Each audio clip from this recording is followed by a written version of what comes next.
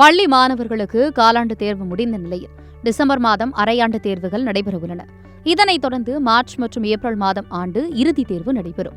அந்த வகையில் பள்ளி 10வது மற்றும் 12ஆம் வகுப்பு மாணவர்களுக்கு பொதுத் தேர்வுதான் முக்கிய தேர்வாக இருக்கும். ஒவ்வொரு ஆண்டும் 12ஆம் வகுப்பு பொதுத் தேர்வு மார்ச் முதல் வாரம் தொடங்கி 22 அல்லது 23ஆம் தேதி வரை நடைபெறும்.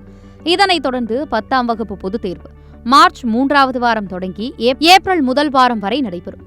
இதற்கு இன்னும் 4 மாதங்களே உள்ளன. இதற்கிடையே சிபிஎஸ்இ பொதுத் தேர்வு அட்டவணை வெளியிடப்பட்ட நிலையில் தமிழகத்தில் நடைபெறவுள்ள பொதுத் தேர்வுக்கான அட்டவணையை எதிர்பார்த்து மாணவர்கள் காத்திருக்கின்றனர்.